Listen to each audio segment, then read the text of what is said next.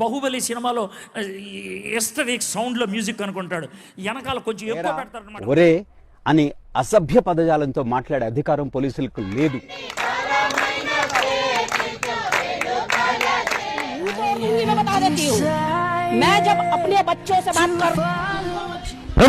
నేను యొక్క మహాకపులు మీ అందరికీ కూడా ఈ వీడియోకి స్వాగతం పలుకుతున్నాను. ఈ సమయంలో అడ్వర్ట్ విలియం గారు బాహుబలి స్టోరీని బాగా చెప్పారు. బాహుబలి యొక్క సౌండ్ను చాలా అద్భుతంగా వివరించారు. నేనంటానేంటంటే ఈ సమయంలో దైవ సేవకులను అరే ఒరే, అంతేకాకుండా పలికి మాలిన, అంతేకాకుండా ఏమంటే ఇక తొక్క, ఏమండి వీడు వాడు అనే పదాలను వాడుకుంటూ డయాసిస్ మీద మాట్లాడొచ్చా? డయాసిస్ మీద ఈ మాటలు మాట్లాడొచ్చా? ప్రత్యేకంగా వాక్య పరిచర్య జరుగుతున్నప్పుడు సినిమాల గురించి మాట్లాడొచ్చా? సినిమాలు చూస్తే కదా తెలిసేది, సినిమాలు చూడడం ఎలా తెలుస్తాయి? కాబట్టి ఈ విషయాలన్నీ మీ కొరకు ఈ వీడియోలో. వెల్కమ్.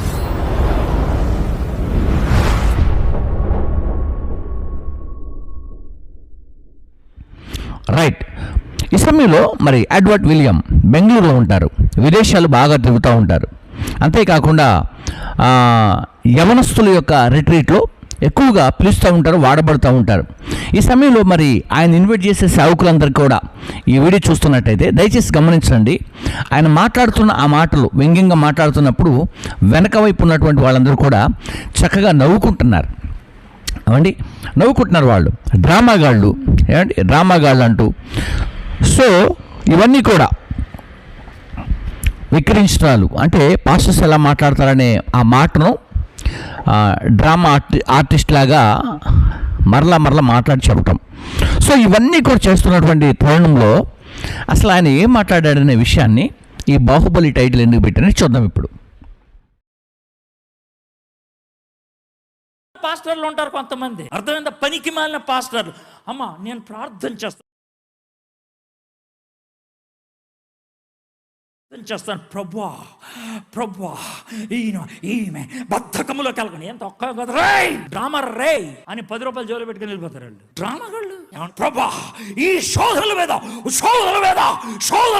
అంత అంతే.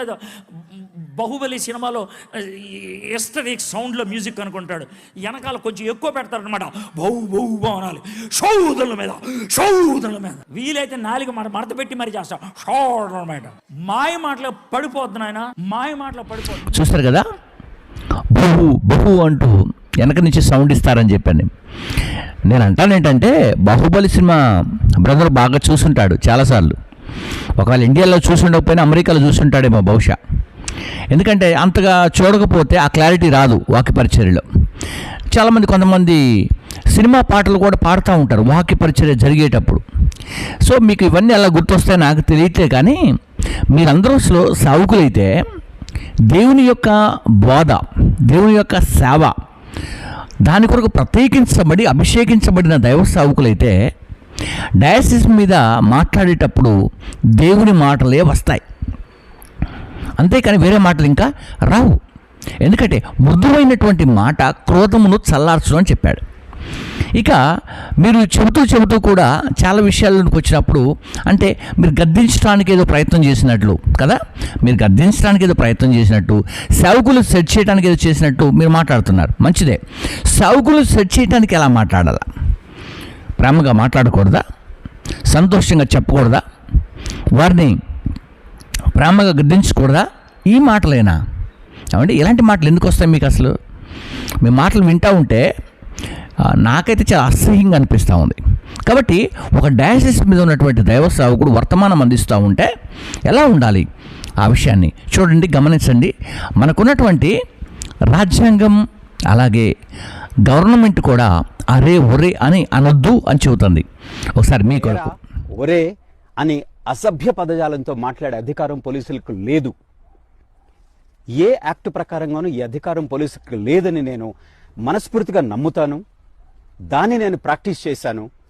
నా పోలీస్ మిత్రులకు నేను చెప్పేది ఏమిటి అంటే, మీకు ప్రజల దగ్గర నుంచి చూస్తారు కదా, చట్టం కూడా అరే ఊరే అనొద్దంటుంది.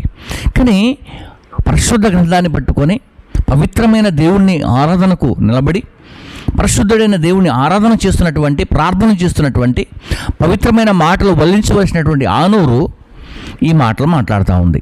సో ఈ టైంలో ఆయన ఫాలో అవుతున్నటువంటి వారికి, అంతేకాకుండా ఆయన వాక్యం వింటున్నటువంటి వారందరికీ కూడా నేను ఈ విషయాన్ని గుర్తు చేస్తున్నాను. గమనించండి, మాట్లాడొచ్చా? నేను కూడా ఆయన అంటే నాకు కూడా చాలా ఇష్టమే, కానీ ఇలా మాట్లాడటం నాకు నచ్చలేదు. కాబట్టి ఇక తన మనస్సు మార్చుకొని ఇలా మాట్లాడకుండా ఉండటానికే నేను ఈ వీడియో చేస్తున్నాను.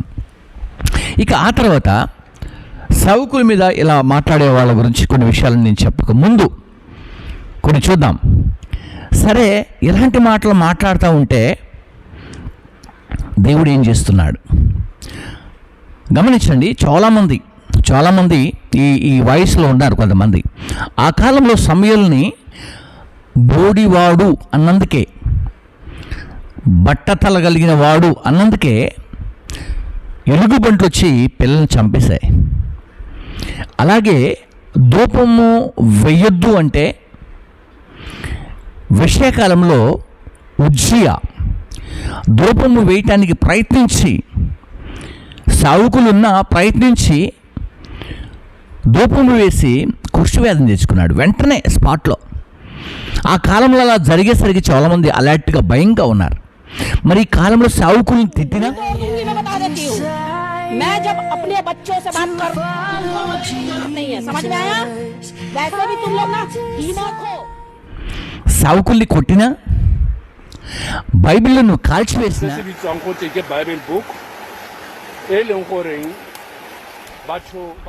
సంఘాలని కూల్చివేసిన,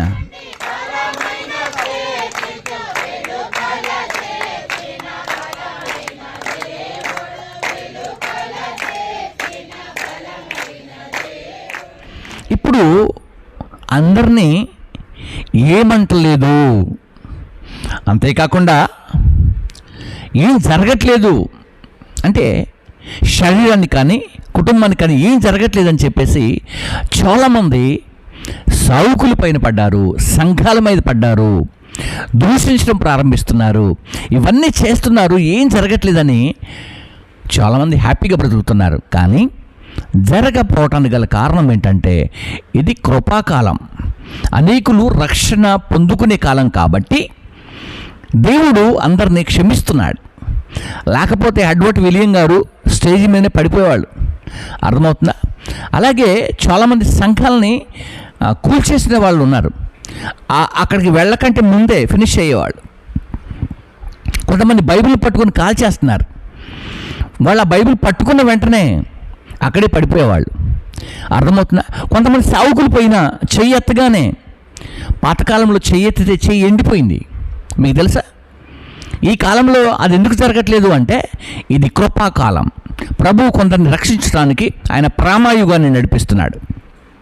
ఆ ప్రేమలో మీరున్నారు. తప్పులు చేసిన కొంతమంది ఎందుకు ఎస్కేప్ అవుతున్నారంటే ఇది కృపాకాలం, ఇది ప్రేమయుగంలో మీరున్నారు కాబట్టి అందరూ కూడా ఎస్కేప్ అవుతున్నారు. కాబట్టి ప్రేమటువంటి స్నేహితులారా, ఇవన్నీ జరగటానికి చాలా జాగ్రత్త కలిగి ఉండాలని సౌకునుగా నేను మీకు జ్ఞాపకం చేస్తూ ఒక 2 విషయాలు మీకు క్లుప్తంగా వివరిస్తాను. అయితే చాలామంది గద్దించొద్దా, మరి అలా చెప్పొద్దా, ఇలా చెప్పొద్దని చెప్పేవాళ్ళు చాలామంది ఉన్నారు. సార్, మీరు సావుకులు, బోధకులు, నాయకులైతే మీకు మూవీస్ గురించి ఏం పని సార్? మీకు నా ప్రశ్న అది. సినిమాల గురించి మీకు ఎలా తెలుసు? అసలు ఎలా తెలుసు మీకు సినిమాల యొక్క సౌండ్ ఎలా తెలుసు మీకు? అసలు వినకపోతే మీకు ఎలా తెలుస్తుంది? చూడకపోతే ఎలా తెలుస్తుంది? ఆ పాటలు కూడా మీకు ఎలా తెలుస్తాయి చెప్పండి? కాబట్టి ఈ సమయంలో నేను కొన్ని విషయాలను మీకు గుర్తు చేస్తాను. గమనించండి. తిమోతికి రాసిన పత్రిక, 1 తిమోతి రాసిన పత్రిక 4వ అధ్యాయం 16వ వచనంలో ఒక మాట ఉంచండి. నిన్ను గూర్చియు నీ బోధను గూర్చియు జాగ్రత్త కలిగి ఉండుము, వీటిలో నిలకడగా ఉండుము, నీవెలాగూ చేసి నిన్నును నీ బోధను, నీ బోధ వినేవారిని కూడా రక్షించుకుంటావు. నిన్ను రక్షించుకోవాలి, నీ బోధను వినేవాళ్ళని కూడా రక్షించుకోవాలి. అంతేకాకుండా నీకోసం ప్రార్థన చేయాలా, నా కోసం వ్యంగ్యంగా మాట్లాడాలి. చూడండి, బైబిల్ ఏం చెబుతుంది తెలుసా? ఒకరి కొరకు ఒకరు ప్రార్థన చేసుకోండి. చెప్తుంది, బైబిల్ చెబుతుంది. ఈ బైబిల్ అంతా పక్కన పెట్టి సొంత బోధ ఒకటి ఇప్పుడు చేస్తున్నటువంటి వారు కూడా లేకపోలేదు. ఇంకొక విషయాన్ని నేను మీకు గుర్తు చేస్తాను. ఇక్కడ నిన్ను గురించి, నీ బోధన గురించి చూసుకోమని చెప్పాడు. తర్వాత మరొక మాట కూడా నేను మీకు గుర్తు చేస్తాను. 2వ తిమోతి రాసిన పత్రికలో 3వ అధ్యాయంలో 2వ తిమోతి 3, ఈ సమయంలో ఆ మాటను కూడా మనం చూసుకోవడానికి ప్రయత్నం చేద్దాం. దైవజనుడా సన్నద్ధుడవై ప్రతి సత్కార్యమునకు పూర్ణముగా సిద్ధపడి ఉండినట్లు దైవావేశం వలన కలిగినటువంటి ప్రతి లేఖనమును ఏం చేయాలట? ఉపదేశించుటకును, ఖండించుటకును, తప్పుదిద్దుటకును, నీతి యందు శిక్ష వేయుటకును ప్రయోజనకరమై ఉన్నది. సో ఈ కార్యాలు చేయడానికే దేవుడు నిన్ను నన్ను పిలిచాడు. ఒకవేళ తప్పు చేశాడనుకోండి, అతన్ని ఎలా గద్దించాలి? ఇప్పుడు గమనించండి, పేతురు 3 సార్లు తప్పు చేశాడు, దేవుడు ఎలా గద్దించాడు? అర్థమవుతుందా? అంతేకాకుండా యేసుక్రీస్తు వారిని పట్టించిన యూదా కూడా యేసుక్రీస్తు వారికి తెలుసు, ఆయన ఎలా గద్దించాడు. గద్దింపు అనేది చాలా ప్రాముఖ్యమైనదే. తండ్రి శిక్షించిన కుమారుడు జ్ఞానవంతుడు అవుతాడు. గద్దింపు మంచిదే, కానీ ఎలా గద్దించాలో కూడా మృదువుగా, క్రమముగా, మర్యాదగా నేర్పించాలి. సో ఈ టైంలో ఈ వీడియో చూసిన మీ అందరికీ కూడా నేను శుభాలు తెలియజేస్తాను. ఈ మార్నింగ్ టైంలో మీ అందరికీ కూడా మరొకసారి ప్రైజ్ ది లార్డ్.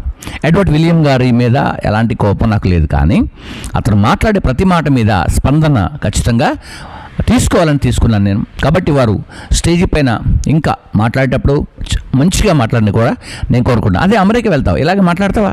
మాట్లాడు, చాలా పీస్ఫుల్గా, నైస్గా మాట్లాడతావు. ఎందుకంటే ఇండియాలో ఉన్న పాస్టర్స్ అంటే అంత చులకనగా ఉంది చాలామంది, నీకే కాదు చాలామందికి ఉంది. కాబట్టి సేవకుల్ని గౌరవించండి, సేవకులు ప్రేమించండి, వీలుగా ఉంటే సేవకులకు సహకరించండి, వీలుగా ఉంటే సంఘాలకు సహకరించండి. May God bless you. అందరికీ శుభాలు.